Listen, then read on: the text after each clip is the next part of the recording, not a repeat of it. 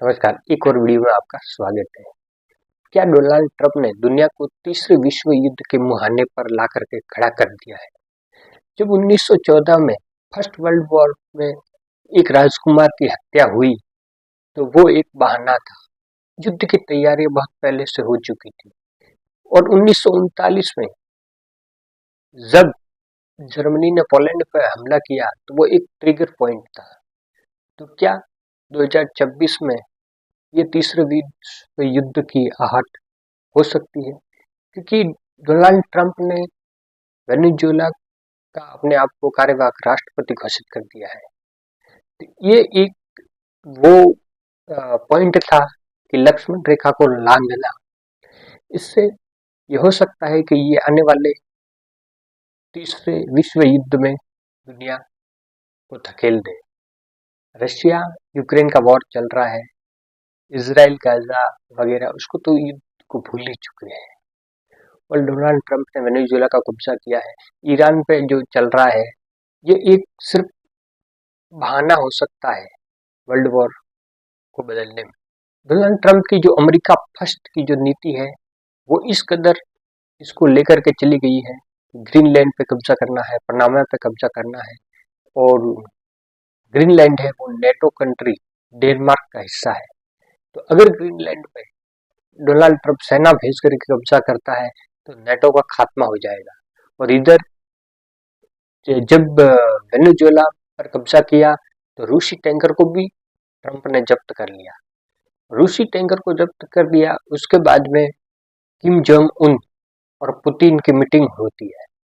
वो मीटिंग यही है कि दोनों अमेरिका के दुश्मन है। अगर वो दोनों मिलकर के कुछ प्लान कर रहे हैं, अगर कोई पॉइंट ट्रिगर करने वाला मिल गया, तो हो सकता है ये बहुत बड़े युद्ध, विश्व युद्ध की तरफ चला जाए। और विश्व युद्ध में क्या होता है, कितनी तबाही होती है, जो अपन पहले देख चुके हैं। उससे भी बहुत खतरनाक तबाही होने वाली है। उसमें जो अमीर लोग हैं, वो अभी से बंकरों की तलाश करना शुरू कर चुके हैं। उन्होंने बंकरों में 5 साल का राशन, गैस और हथियार इसका स्टॉक कर रहे हैं। तो आम आदमी क्या होगा, उसकी तरफ किसी का कोई ध्यान नहीं जा रहा। अमेरिका ने वेनेजुएला से चीन जाने वाले तेल टैंकरों को रोक दिया है, क्योंकि अब वो तेल अमेरिका बेचेगा। तो चीन भी अमेरिका के खिलाफ में हो गया है। तो चीन और उत्तर कोरिया और रूस, ये तिगड़ी मिल करके अमेरिका के खिलाफ में एक गठबंधन बना सकते हैं और एक युद्ध में कूद सकते हैं। और ब्रिक्स है, वो भी अभी अमेरिका के निशाने पर है, क्योंकि वो डी डॉलराइजेशन की बात कर रहा है, अपनी करेंसी लाने की बात कर रहा है। ब्रिक्स 5 मेंबरों का समूह है: ब्राजील, रशिया, इंडिया, चाइना और साउथ अफ्रीका। और उसके बाद में और कंट्री जुड़े हैं, जो सऊदी अरब भी उसके अंदर साथ आने का बोल रहा है।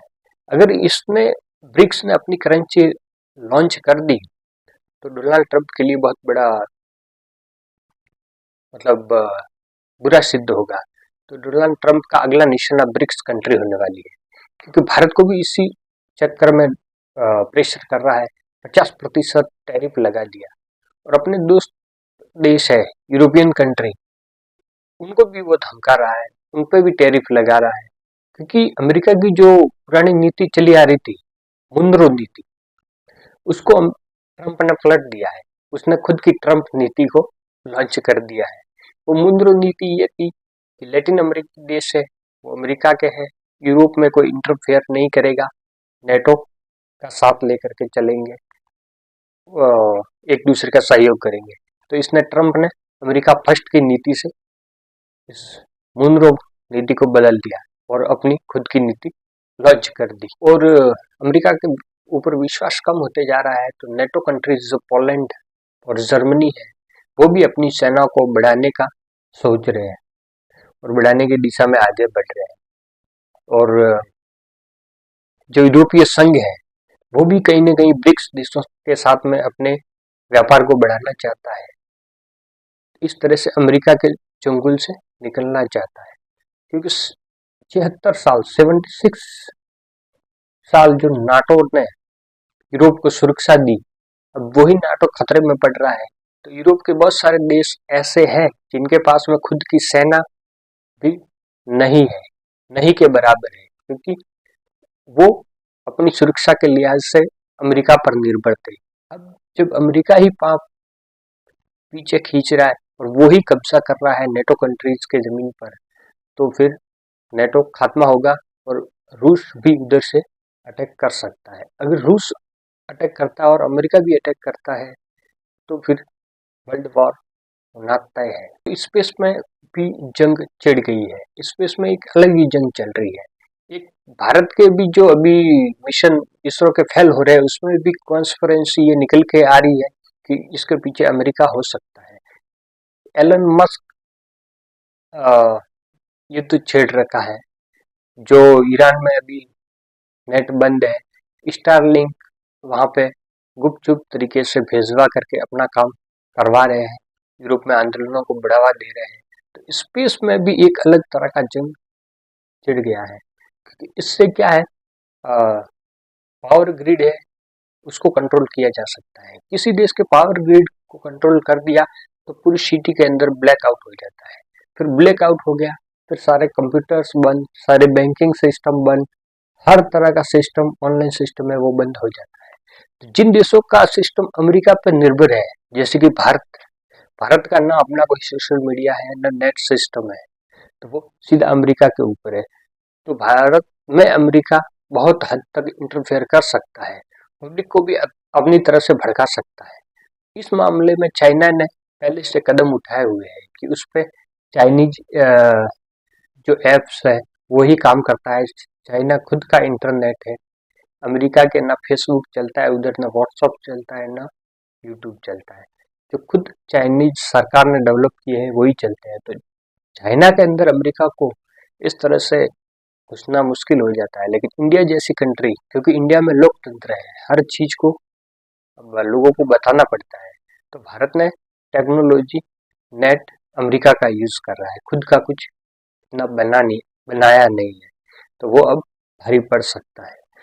यूरोप में भी वो ताकत नहीं बची है कि अमेरिका के खिलाफ में युद्ध लड़ सके। अगर और युद्ध भड़कते हैं तो क्रूड ऑयल की तेल की कीमत है वो बहुत ज़्यादा बढ़ सकती है, क्योंकि अब लोगों को लग रहा है कि वेनेजुएला से अमेरिका तेल बेचेगा तो सस्ता होगा, लेकिन जैसे ही युद्ध भड़कता है तेल की सप्लाई वो प्रभावित होगी, तो उसके क्रूड ऑयल का भाव तेजी से बढ़ सकता है। और क्रूड ऑयल का भाव तेजी से बढ़ना विश्व की महंगाई को बढ़ा सकता है।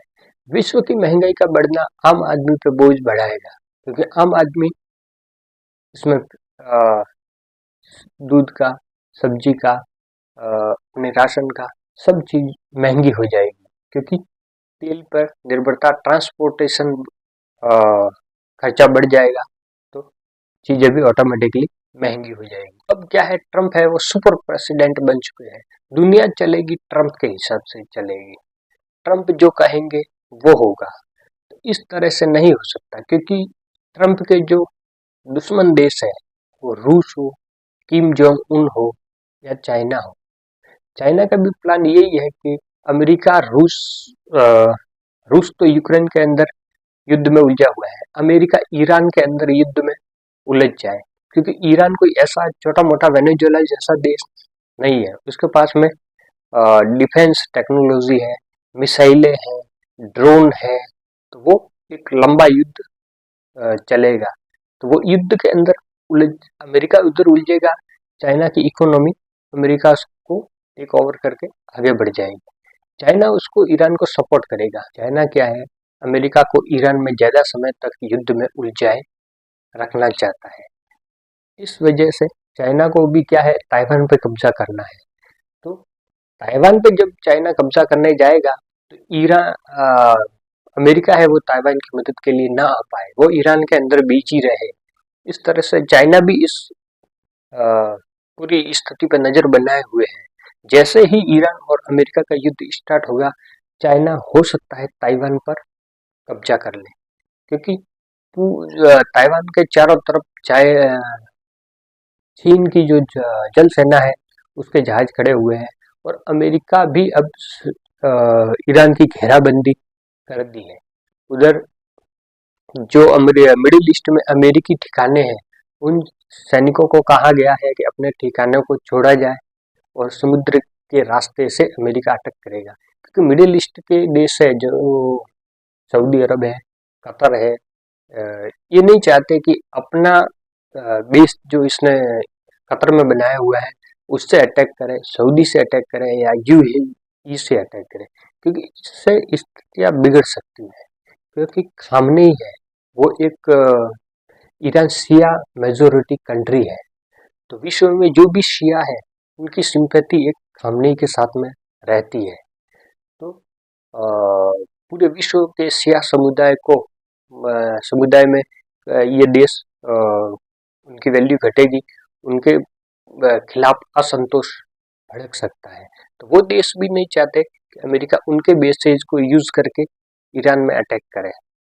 तो आगे इस युद्ध से रिलेटेड क्या अपडेट आते हैं वो हमारे चैनल पर वीडियो आते रहेंगे। ये वीडियो आपको कैसा लगा कमेंट करके जरूर बताएं।